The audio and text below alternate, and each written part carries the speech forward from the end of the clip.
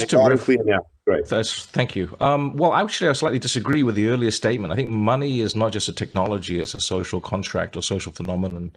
What's interesting, though, is as you look for example, the wonderful report you put out with respect to China's DCEP, there is an architecture, but there's also an economy and around it. So if you look into the future at the pace of government and decision making, whatever currency, CBDC or cryptocurrency, it has to be future-proof. And so in this future economy, it helps to look at who are going to be the participants in that economy.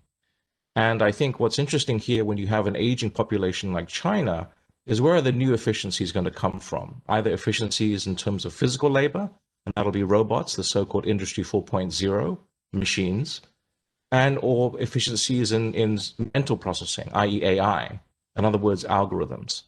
And so when you have algorithms and robots as part of your economy, then it's no longer good enough to have KYC, which is know your customer. You will need to also have KYM, know your machine. Why? Because when machines are part of the economy, and my vision here is a wallet in every device, then some of the points that were raised earlier are going to be very, very touchy. Why? Because we no longer have one coin of the realm, right? As David mentioned, we may have many coins of the realm, not just substitution effects with other CBDCs, but now, in spite of where you are physically, you actually have a choice of which economy you participate in, irrespective of your geography. So it is actually no surprise to me that the Bahamas has taken the lead. Why? Because that whole area, the Caribbean, from a political perspective, has been the leader in financial cryptography for the last 23 years. I once found myself in 1997 in the island of Anguilla talking about financial crypto.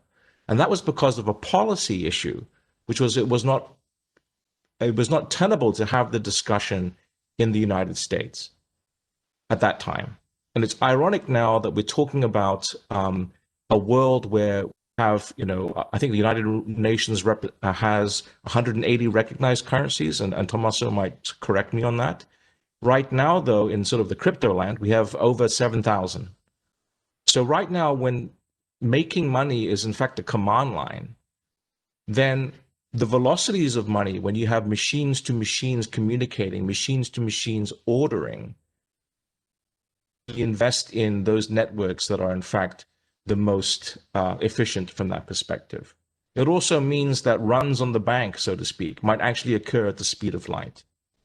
So when we have new endogenous effects and God knows what exogenous effects, how does one actually reason about this? Well, I think you can reason about it through an architectural approach.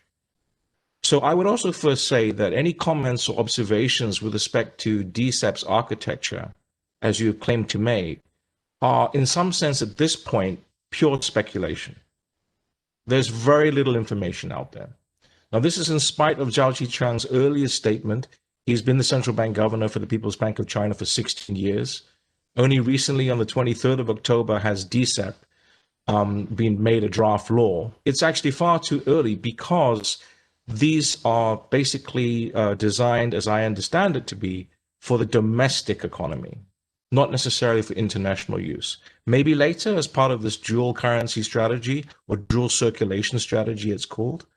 But the point here, though, is when you start already imagining that you have algorithms who do need to be identified and machines to be identified that are communicating over, for example, a 5G network with low latencies, then the whole notion of what is the firm and what are the algorithms that define it are important.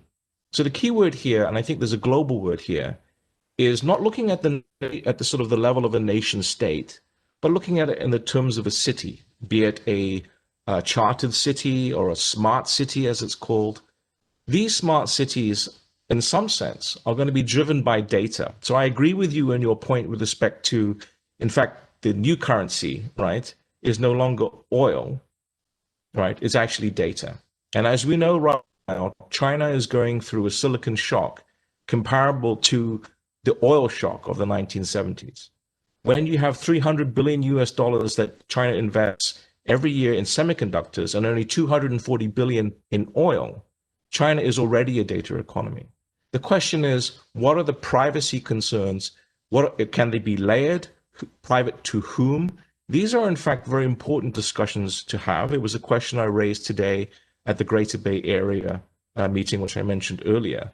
But the point here is that if we have an overall architecture, not just technical but policy, then like the internet architecture of before, as the pieces change, we can still have a coherent discussion. One point that I think most people have actually missed. In 2019, many of China's largest tech firms have banks in Hong Kong. So let me give you an example. Ant Financial, you heard about the IPO that was canceled, has the Ant SME virtual bank. Xiaomi, which makes the mobile phone, has Insight Fintech as a virtual bank in Hong Kong.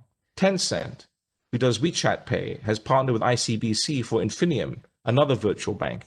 We have 8 of these. JD Finance had partnered with the Bank of China to have Libby, VB.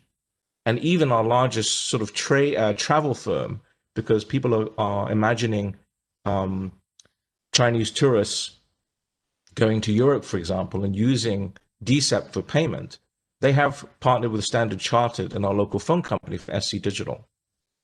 So the point here is, if you have a whole architecture which has humans, right, Yan Manbai, the people's money, and the machine's money, and the algorithm's money, then I think you may be slightly closer to the mark, because that's the whole architecture, because it takes so many years to deploy.